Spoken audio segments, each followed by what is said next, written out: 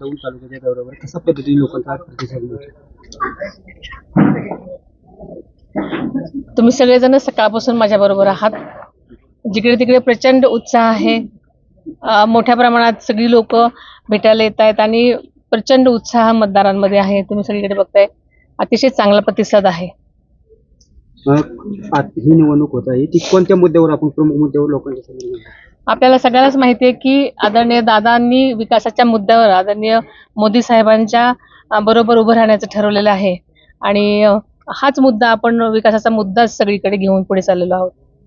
एकीकडे तुम्ही विकासाचा मुद्दा म्हणताय, दादांनी केलेली कामं सांगताय, परंतु तुम्ही देखील शिक्षण क्षेत्रात आहात, टेक्सटाईल मध्ये आहात, अनेक लोकांना रोजगार दिलाय, तर तुम्ही ते म्हणजे ते का सांगत नाही की मी वेगवेगळ्या प्रकारे आहात, प्रत्येक दादांच्या विकास कामाबद्दलच सातत्यानं? नाही, मी मतदारांपर्यंत जेव्हा मी जाते तेव्हा मतदारांना हेही सांगते की मी समाजकारणामध्ये गेल्या 20-25 वर्षापासून आहे. मी शिक्षण क्षेत्रातही काम केलेलं आहे, उद्योग क्षेत्रातही काम केलेलं आहे आणि इतर क्षेत्रातही म्हणजे ग्रामीण भागामध्ये मी स्वच्छता अभियानापासून काम केलेलं आहे. त्याच्यामुळे ग्रामीण लोकांचे प्रश्न, शेतकऱ्यांचे प्रश्न, युवकांचे प्रश्न, उद्योगधंद्यामध्ये महिला सक्षमीकरणासाठी जे मी काम केले त्यावरही मला काम करायला आवडेल. त्यामुळे मी सगळ्याच गोष्टींमध्ये फक्त दादांचंच काम नाही, माझ्याही कामाबद्दल मी लोकांना सांगत असते. वहिनीसाहेब, तुम्ही सातत्यानं प्रत्येक निवडणुकीमध्ये प्रचार प्रमुख किंवा तुम्ही स्वतः जबाबदारी तुमच्या खांद्यावर असते. आता यंदाच्या वर्षी तुम्ही स्वतः उमेदवार आहात, काय जाणवतंय? काय आपल्याला सगळ्यांना माहिती आहे, गेल्या अनेक निवडणुकांमध्ये लोकसभा असतील किंवा विधानसभा असतील, मी अनेक निवडणुका करताना आपण सगळ्यांनीच पाहिलेलं आहे. पण दरवेळेला मी कुठल्या ना कुठल्या वेगळ्या उमेदवारांसाठी मत मागताना तुम्ही बघितलेलं आहे. पण यावेळेला मी माझ्यासाठीच मतदान मागताना मतदारांपर्यंत जात आहे. लोकांमध्ये वेगळा उत्साह आहे, एवढं नक्की.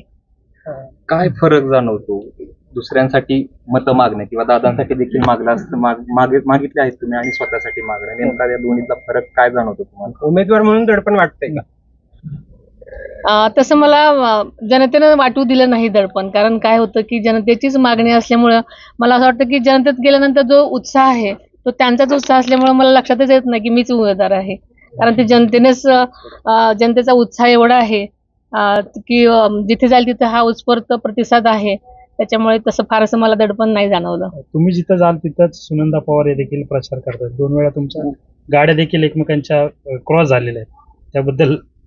नाही, आता प्रचार करायचा आणि उमेदवार आहेत म्हटल्यानंतर करणारच प्रचार.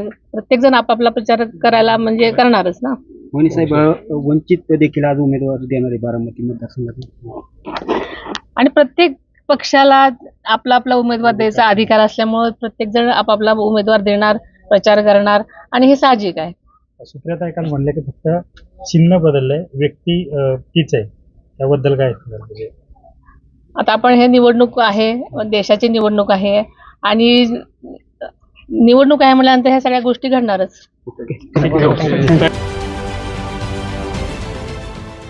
देश विदेशातील प्रत्येक घडामोडींचे लाईव्ह अपडेट मिळवण्यासाठी आता साम टीव्हीच्या सर्व सोशल मीडिया प्लॅटफॉर्मला लाईक, फॉलो आणि सबस्क्राईब करा.